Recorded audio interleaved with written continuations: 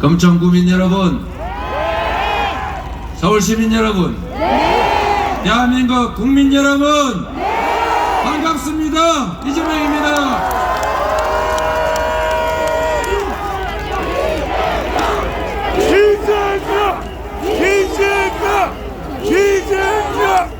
제가 경기도에 착 붙어있는 금천에 오니까 바로 옆집 온 것처럼 정말로 마음도 편하고 여러분 가깝게 느껴집니다. 여러분은 어떠십니까?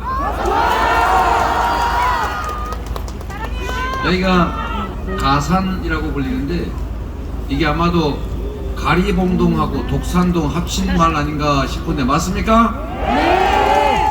이 원래 길 하나 사이로 있던 마을 동네인데 제가 80년대 가리봉동의 지원 투쟁을 쫓아나왔던 경험이 있어서 이 동네를 조금 압니다.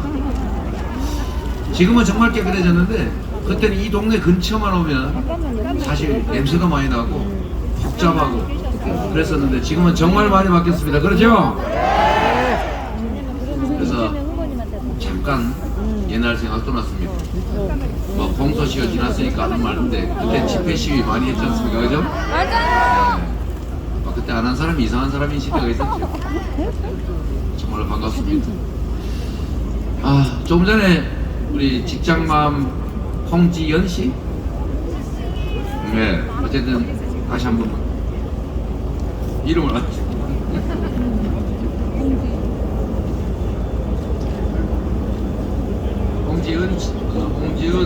홍은지 씨. 네. 저도 나이가 한 50이 넘다 보니까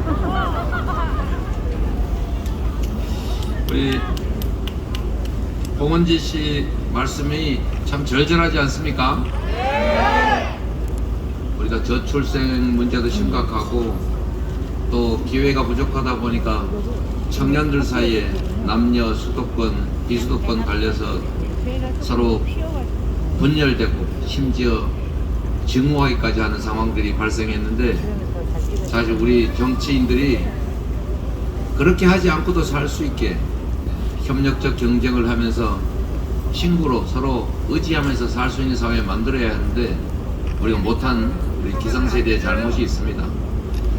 우리 기성세대는 자신이 성취를 하는데 고도시 성장 시대에 기회는 많이 누렸으면서 우리 공정성 문제를 사실 방임했습니다. 그래서 정말로 심각한 양극화, 엄청난 격차가 저성장을 불러오고 이 저성장 때문에 사실 기회 부족이 왔고 우리 청년 세대들 그 기회 부족 때문에 우리 모두가 겪어야 될 고통을 온전히 혼자 다 부담하고 있는 것입니다. 아까 세 가지 말씀을 해주셨는데 제가 오늘 준비한 유세문도 있긴 하지만 그 편지에 제가 답을 간단하게 먼저 하도록 하겠습니다. 첫째는 역시 육아 문제입니다. 아이를 낳아 기르는 것이 기쁨이어야 하는데 행복이어야 하는데 이제는 아이를 낳아 기른다고 하는 것이 고통스러운 시대가 된 것 같습니다.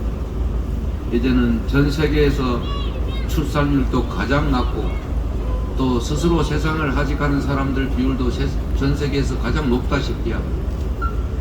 그래서 우리 사회 모두가 불행하고 불안하고 그렇습니다.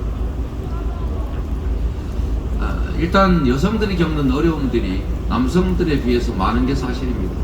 여러분 토론에서도 보셨지만 남녀의 이 차별에 따른 이 불평등 격차는 현실로 존재합니다. 전 세계에서 존재하고 우리나라는 유난히 심하고 그래서 이 성차별 불평등과 격차는 현실로 존재하는 걸 인정하고 그걸 고쳐내기 위한 우리의 노력들 반드시 존중돼야 되고 성불평등을 넘어서서 성평등한 사회 성평등뿐만이 아니라 모든 영역에서 누구도 억울하지 않는 사회를 만들어야 사회적 효율도 높아가고 우리 국민들도 행복하고 그리고 가장 중요한 우리가 가진 자원들이 효율성을 발휘해서 다시 성장하는 사회로 돌아갈 수 있다. 그게 저의 믿음입니다. 동의하십니까 여러분? 네! 그래서 직장 생활을 하는 우리 여성들이 일과 가정이 양립할 수 있도록 육아휴직 때문에 아이를 기르는 문제 때문에 그 부담을 혼자 뒤집어 쓰지 않도록 하는 국가적 배려가 반드시 필요합니다. 그 중에 하나가 바로 육아휴직 제도입니다. 육아휴직 제도 지금 있기는 한데 실제로 사용되는 것은 25%밖에 안 되고 75%를 쓰지를 못하고 있어요. 특히 남성들, 아빠들 육아휴직은 하고 싶은데 직장에 눈치가 보여서 할 수가 없습니다. 그래서 이 문제를 제가 확실하게 책임을 지겠다는 말씀을 드리는 것입니다. 방법은 어렵지 않습니다. 눈치 안 보게 하면 되지 않습니까? 눈치 안 보게 육아휴직 시간이 되면 출산을 하면 당연히 육아휴직 대상자로 등록을 해가지고 회사에 통보를 하고 쓰지 않는 사람이 이상하게 만든다. 내가 굳이 회사에다 저 우리 아이 낳아서 육아휴직 가야 되겠는데 하지 않아도 쓸 수 있게 자동 등록해서 관리하면 되지 않습니까, 여러분? 문제가 있으면 해결하면 되지요. 문제 해결의 그 섬세함과 현장성은 저 이재명을 따라올 사람이 없지 않습니까, 여러분?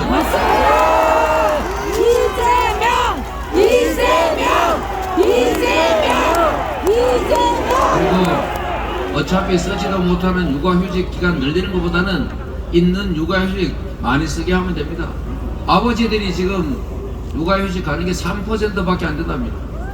그래서 우리가 서구 북유럽에서 하는 것처럼 아빠한테도 할당해가지고 안 쓰면 손해보게, 아빠가 쓰면 더 인센티브를 줘서 이익되게 이렇게 하면 아빠 엄마 골고루 육아휴직하고 그래도 필요하면 그때 늘려나가면 되지 않겠습니까, 여러분?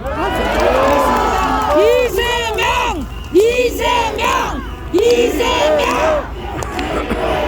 그래서 아이를 낳아 기르는 것이 개인의 책임이 아니라 우리 국가 공동체의 책임이라는 사실을 우리가 확실하게 분명하게 하고 거기에 맞춰서 육아, 돌봄, 국가 책임제 제가 한다고 약속했는데 저는 원래 한다면 하는 사람입니다, 여러분.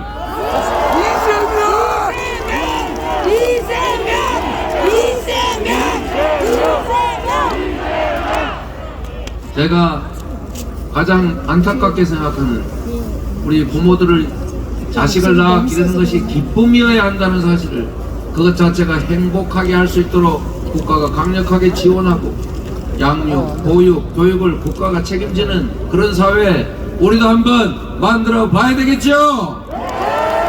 제가 확실하게 책임지겠습니다, 여러분.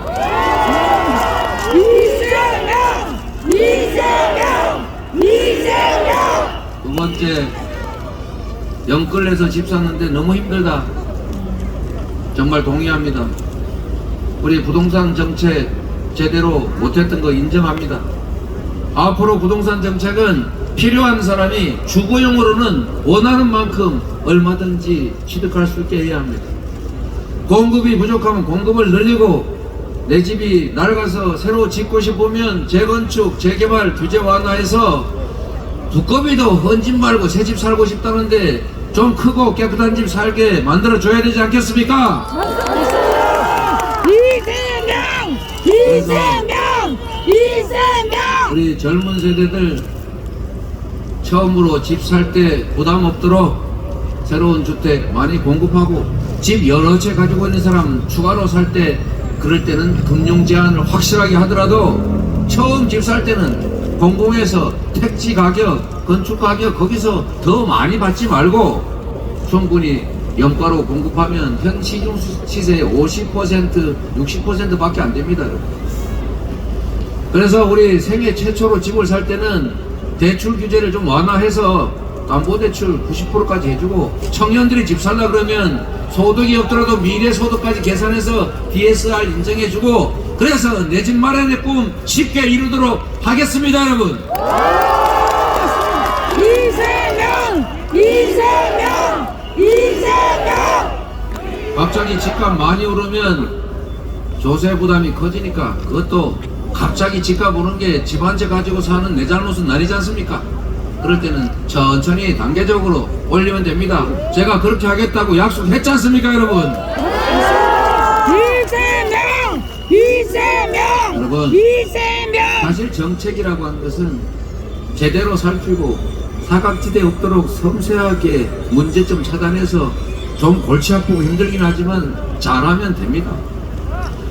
지금 유동성이 많으니까 대출 규제, 전세 대출, 임대보증금 대출도 지금 제한하고 집 사는 것도 제한하고 잔금 대출도 받기 어렵고 그런데 금융 규제를 하려면 저런 빌딩을 산다든지 아니면 집을 갖다가 투기용으로 많이 살 때는 엄청난 금융 제한을 가하고 대신에 한 채 가지고 있어서 내가 정말 꼭 필요해서 살 때는 금융 제한 많이 풀어서 인정해 줘야 되지 않습니까, 여러분? 영끌에서 집 사고 집 때문에 고통받지 않도록 적정한 규모의 주택 제가 약속한 대로 311만 가구 확실하게 보장하고 공급하겠습니다, 여러분.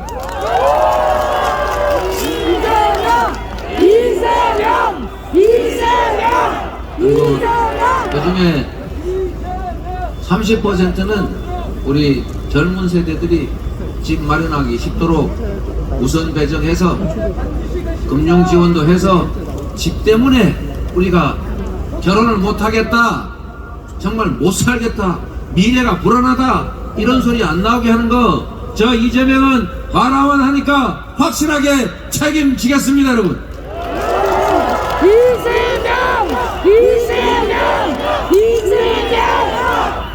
그리고 마지막으로 이 말씀도 정말로 중요한 말씀입니다. 제가 오늘 드리는 말씀의 일부이기도 한데 우리가 생명과 안전의 위협을 받지 않고 안전하게 사는 나라, 그거 국가가 해야 될 첫 번째 의무입니다. 동의하십니까, 여러분? 재난과 질병으로부터, 재해로부터 우리가 생명과 안전을 보장받아야 하고 특히 전쟁으로부터 대량 살상과 파괴를 막는 것은 국가가 해야 될 가장 중요한 책무다. 동의하십니까, 여러분? 여러분, 평화가 경제고 평화가 곧 밥입니다. 평화롭지 않으면 경제가 죽습니다. 정치가 불안해도 경제가 죽고 군사적 불안감이 생겨도 경제가 죽습니다.